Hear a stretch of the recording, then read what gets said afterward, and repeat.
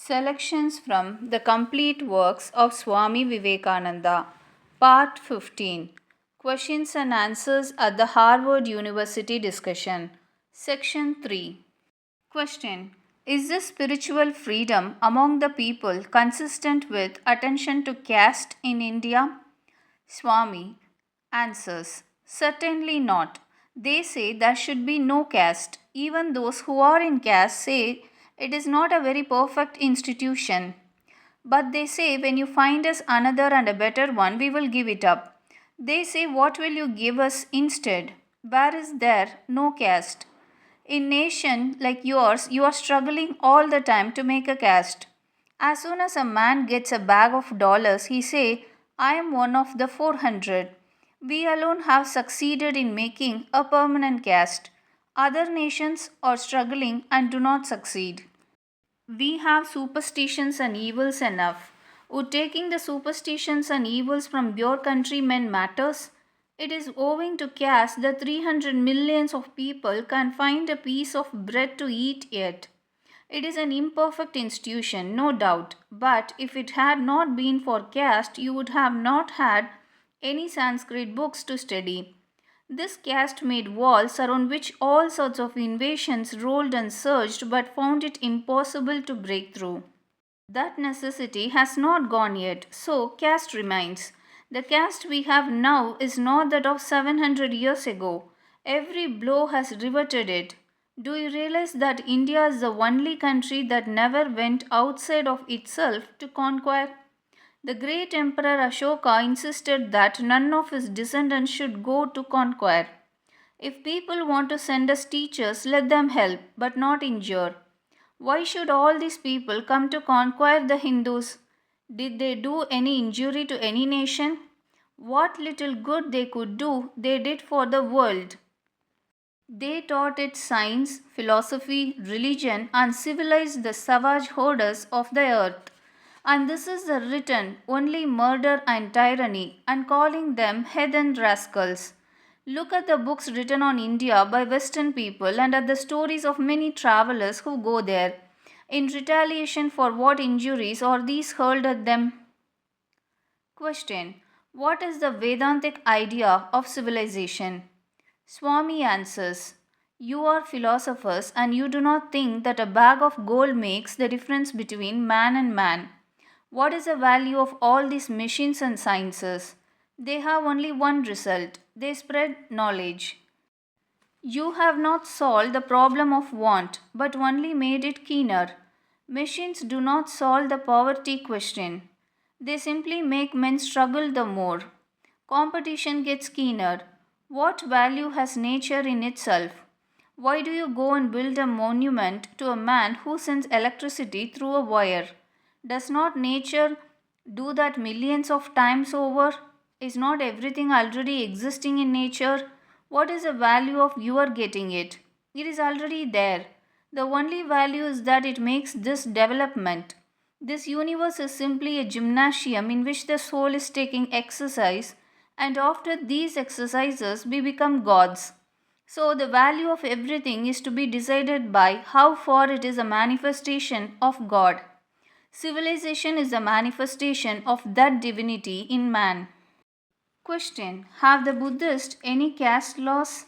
Swami answers. The Buddhists never had much caste and there are very few Buddhists in India. Buddha was a social reformer. Yet in Buddhist countries, I find that there have been strong attempts to manufacture caste. Only they have failed. The Buddhist caste is practically nothing, but they take pride in their own minds. Buddha was one of the sannyasins of the Vedanta. He started a new sect, just as others are started even today. The ideas which now are called Buddhism were not his.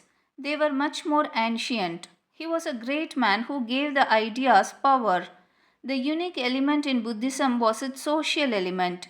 Brahmins and Kshatriyas have always been our teachers, and most of the Upanishads were written by Kshatriyas, while the ritualistic portions of the Vedas came from the Brahmins. Most of our great teachers throughout India have been Kshatriyas and were always universal in their teachings. Whilst the Brahmin prophets, with two exceptions, were very exclusive. Rama, Krishna, and Buddha, worshipped as incarnations of God, were Kshatriyas. Question: are sex, ceremonies, and scriptures helps to realization?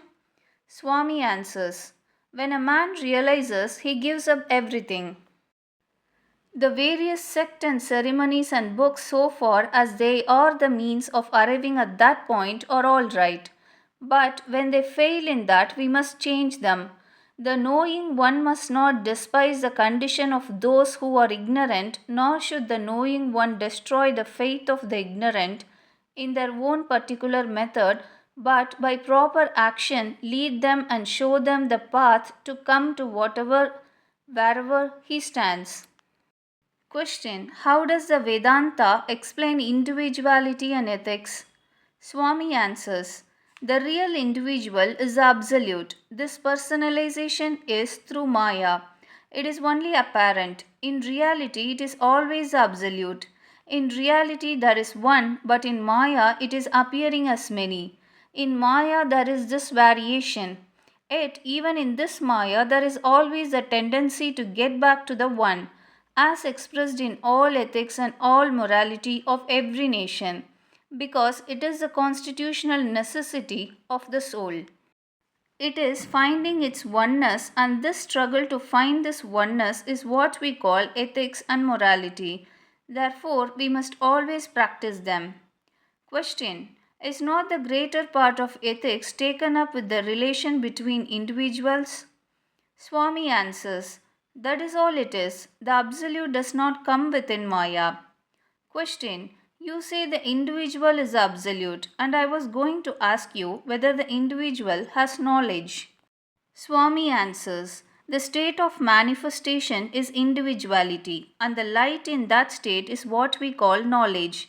To use, therefore, this term knowledge for the light of the absolute is not precise, as the absolute state transcends relative knowledge. Question: does it include it? Swami answers: yes, in this sense, just as a piece of gold can be changed into all sorts of coins, so with this. The state can be broken up into all sorts of knowledge. It is a state of superconsciousness and includes both consciousness and unconsciousness. The man who attains that state has all that we call knowledge. When he wants to realize that consciousness of knowledge, he has to go a step lower. Knowledge is a lower state. It is only in Maya that we can have knowledge.